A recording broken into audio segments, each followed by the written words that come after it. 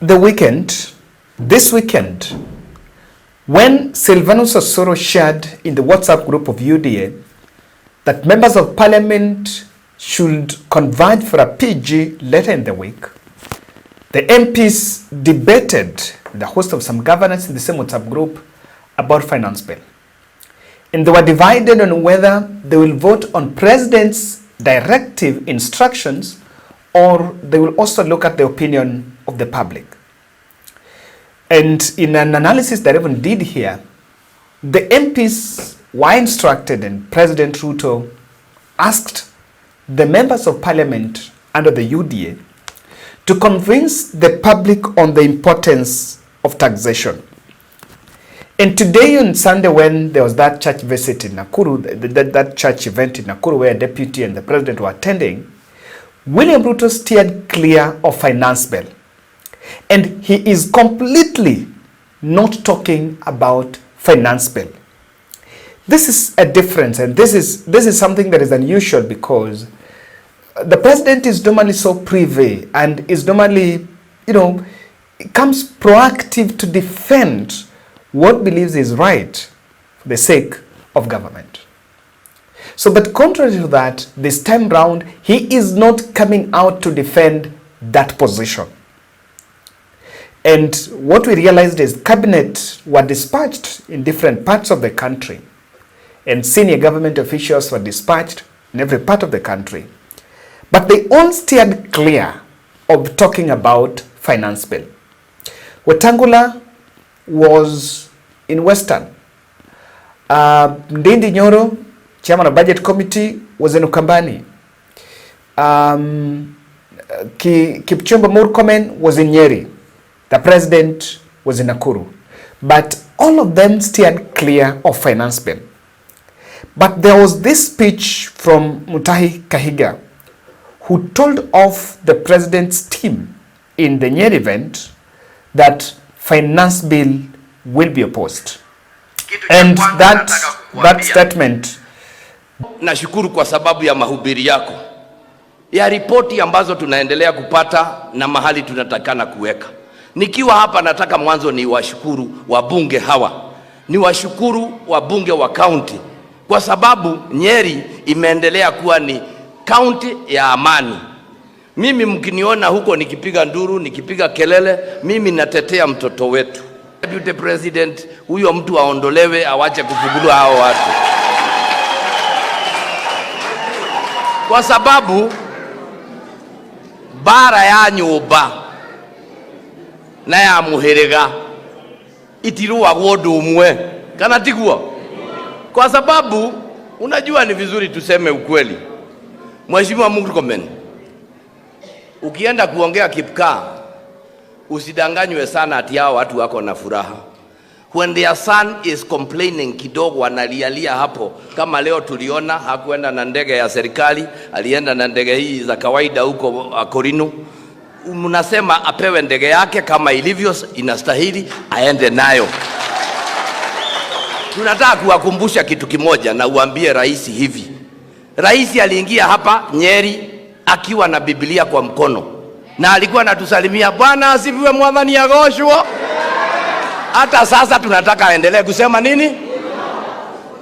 Wakati tunaongea mambo yanayotuhusu, tunaangalia rais, hatujui ni nani alimkaribia. Siku hizi rais anajipiga kifua. Hao watu wasiwadanganye. Hiyo finance bill mnaongea ati mtaongeza tax. Hawa mnaona hawa wasiwadanganye na msidanganye. Finance bill chini. Kwa nini sasa mnataka haya magari na hamkununulia mtu muanze kuchukua pesa? Alafu mnatuambia tusinyamaze, tusiseme nini? We will speak. Ama nyinyi hamko na mimi? Tole hamwe ka tutire. Tuikare ha tukihihinyagwo tukiuga horera iye ni nywe mwathuranire. Kae twathuranaga tureo. Ndirenda kugweta hana bunge letu. Musiingie katika hali. Wacha hiyo hadithi mingi ya too many ambitious projects. Wacha tufanye zile tunaweza. Tuko na shida. Wananchi wanalalamika. The taxes are too much. They are telling us. Kama nyinyi hawaambii sijui. So you tell the president mwambie maneno si mzuri vile. Hiyo hadithi mnafikiria ati mnakuja hapa tunaongea tunasema ni kuzuri, is not. Kana ni kwega? Ni kwega. Tutigire guo na tondu andu aria magututetera ni ayari. Aya ni turamera mathima make sure iyo ndikuhituka niguo. Tuakere tunasema hivi.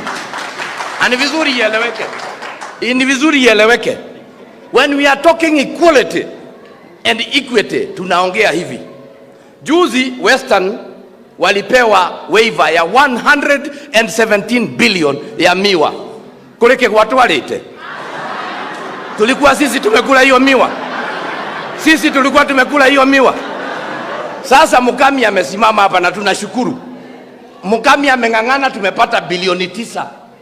Nikiweka hesabu ya Nyeri peke yake tulipatia rais 272,507 votes. Tukiweka za Kenya mzima ni milioni ngapi? 3. Hao watu wa Western Murkomen mnapelekea 117 billion waliwapatia kura 1,600. The total Western kai mathabu matu athomeire ku. Can we get what is rightfully for Nyeri? Na hapo tusipembelezane. Hapo tusipembelezane. Kama ni kugawa tulipiga kura ndio tupate serikali. So ukisema 5 billion tunataka nayo Western tusikie uliwapatia ngapi. Sababu tumeona kuna shift. Kuna ka shift serikali imeanza kuchukua ya kuendaga Western kila siku. Sasa mnaongea, nimesikia DMM anaongea juu ya hii stadium yetu ya Rorengo. Bungoma simulienda imejengwa. Walikuwa wamepatiana kura ngapi? How many votes are they given? Yetu sasa ni contractor sijui 4 analetwa. Can we be treated like equal citizens of this country? Na tusiambiwe ati tunapelekwa namna hii na ni lazima ieleweke. Those we are speaking are facts. Maundu maria turoiga ni mama na ni maundu maroneka. Nituraiguana. Na no wega gucokera kugo gitio gitiguragwo. Respect is not won. Tulisikia hata kuna kahadithi wameanza ati Rigathi aliitisha bilioni 5, aliitisha nini ndio aende wapi. Ningetaka nieleze kanisa hili kwamba Rigathi Gachagua yeye ndiye alikuwa na Uhuru Kenyatta katika KANU na ameendelea kusimama. He is a loyal man. Hata sasa ameshikilia rais namna hii. Lakini niambie, unawezaje kushikilia your boss anakuambia leo enda useme Uhuru ni mbaya? Mnakumbuka ile statement ilikuwa kule wakiingia, akasema wewe Uhuru ulitukosea, hiyo mambo ikaisha. Tukatoka hapo, akamwambia ongea juu ya shareholding, akaenda Kisumu akamuita primitive. Kuita Rigathi primitive ni sisi unaita primitive, sababu sisi ni mtoto wetu. Tulipotoka hapo, juzi akamwambia Raila hata ingia State House, weka mitego. Hiyo mitego imefika wapi? Ni amenyilio na akeigelio. Alafu mnakuja kutuambia ati tukae hivi ati weka mitego. Ni rais alimwambia weka mitego, Raila hata ingia. Leo Raila darakoma bedroom. Alafu mnakuja kutuambia nini? What are you telling us? Kama rais anakumbuka yeye ndiye aliingia hapa na Bwana asifiwe, hata sasa aendelee kusema Bwana asifiwe na yaoneke. Atuele kulia Raila umire. Tunasikizana? Hapo ni lazima tusikiza. Na koroko atene baradira arwale neruo. I am not going to bembeleza. Kanatia dwaitu. Niko henania ndirahenania. Raila ariko kada riko. Newe oraruga kati we oraruga. Na tuerigo ndagathieko. Leu turanegena ne anga no Raila ocio ri thiini ri urakoroga ri. What are you doing about it? So we must lazima tuko kwa kanisa. Na tukisema ni straight iwe. So what are our demands? Kwa sababu naona Murkomen anachukua notes. Number 1, Rigathi Gachagua hayuko pale by default. Yeye alichaguliwa pamoja na rais. Na kusiwe na watu ambao wanajaribu kuleta uhasama katikati ya Rigathi Gachagua na president wetu. Na vile ninasikia hata kuna kama ongeo ati rais alikuja Central sijui Mlimani peke yake. Wewe Murkomen leo umekuja na nani? Si umekuja na Mukami na wao wengine? Hata huyo alikuja na sisi. When he came here, kuna siku mliona rais akizunguka peke yake hapa? Kanatiguo. Hata Murkomen ameoa hapa. Kuoa ni kumfanya mtoto wetu. So tuerwo na tuerwo heshima ipeanwe, Rigathi Gachagua apewe heshima, na sisi hatuna kiongozi mwingine. Ithuĩ tũtikinyĩte agũtongorio ni anake acio mũrarera. Mheshimiwa Murkomen, kuna vijana mnazungusha kila weekend na helikopta, mnawapatia pesa wazunguke hii Kenya mzima, mkiwaambia nyinyi mnajaribu hivi, wakiongozwa na Oscar Sudi. Tunawaona hawa vijana, wengine ni wa Murang'a, wengine ni wa hapa na kule kwingine. Ukiangalia katika hii congregation hapa, sisi tumefika kiwango cha hatujafika kiwango hicho cha kuongozwa na vijana. Vijana watulize, siku yao na tunawapenda, lakini tunasema siku haijafika. Hiyo ni 3.9 kilometers kwa hii town. Nimekuja na habari mzuri, sisi tutafanya hiyo from July mwaka huu, tutaweka hiyo lami ili hii town iweze ikasonga mbele kwa mambo ya hiyo barabara. Barabara nyingine nyingi zinaendelea katika kaunti zetu. Na mimi came out clearly. Sorry, I think that video just played.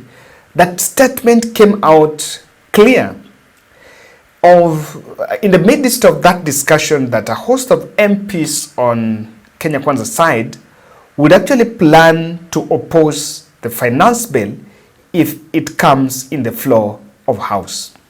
And what the country have been asking is whether the MPs are going to repeat the mistake they did in the last general election.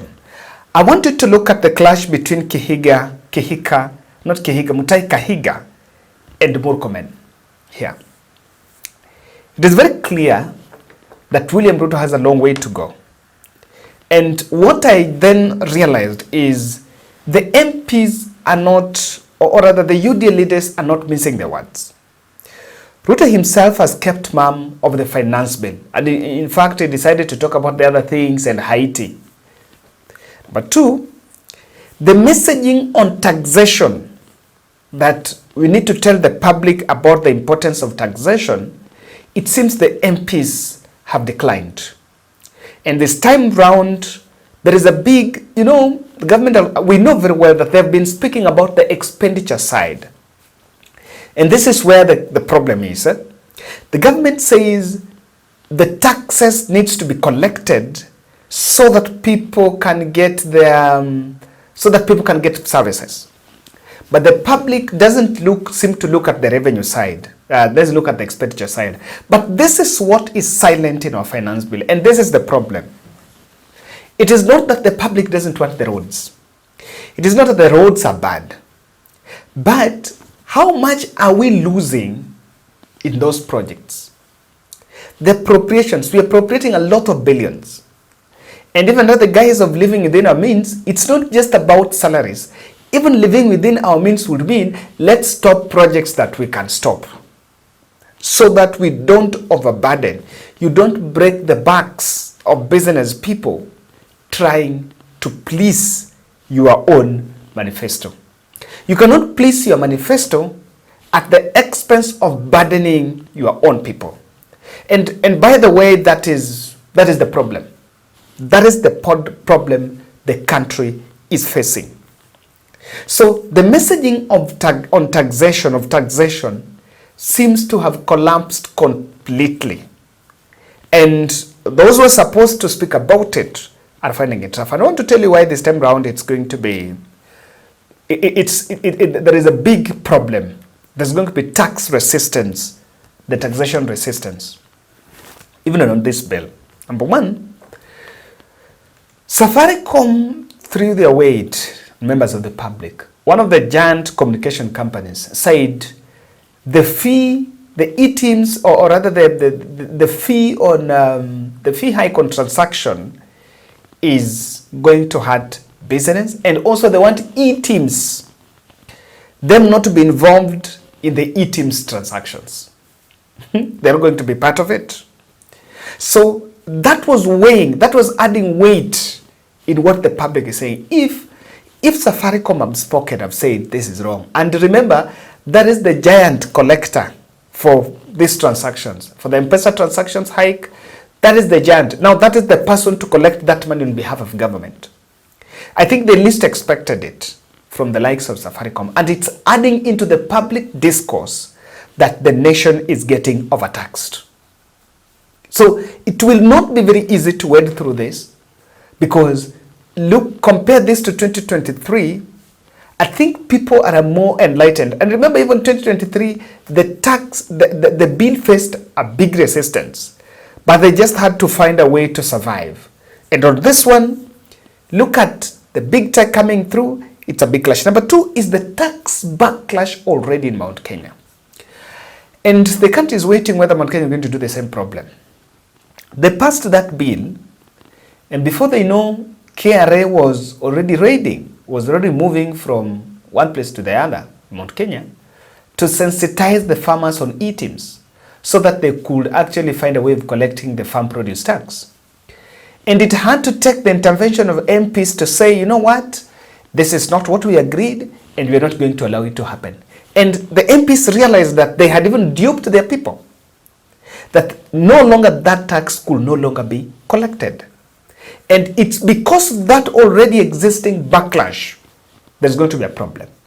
And that backlash is also in the sense that people, you know, we are now heading towards the election. And political realignments have not started coming. By that time, the Uhuru hate was still raw. Those people, the leaders that were spreading Uhuru hate messages, those were still raw. But now as we speak, people are rolling back to their senses. And they've started strategizing. Now as people have started looking at, okay, much as I want to worship UDA, but is it at what cost? So those questions have started coming up. Number three is the issue of strained public service, withdrawal of public services. The parents whom you are talking to about the roads and the taxes, you also have to remember that these parents are paying fees, and the fees has been hiked. So whichever way, however way you want to put it, there is a big problem that still has to be addressed. The Linda Mama has been scaled downwards, and our women that now go to deliver are suffering in the middle of all that. If you look at some other services, strategic services, the fertilizer recently that was given turned out to be stones. So the public are consuming this information, they're looking at the leadership and they're saying things are not working out. Lastly, I think the plunder is a big thing. The scandals that have been around has really created, and there is a little effect. In fact, this is the problem. There is little effect from what has been collected. You know, you connected a housing levy that you want to build houses and create jobs. And those jobs are just statistics in the lips of leaders, but in real sense, there's nothing. In fact, how many places have those constructions started? Have they now been completed? We did phase one, they're still going on, but we seem to have really gone quiet the issue of affordable housing. So there is little effect on the ground. People cannot attribute any sort of success to the fact. Remember, this is not the first time people are going to pay tax. People have been paying taxes. So this is going to be a big issue. And I think even if Ruto will try to dispatch the cabinet to try to pacify the ground, things are not turning out to be very good. Thank you.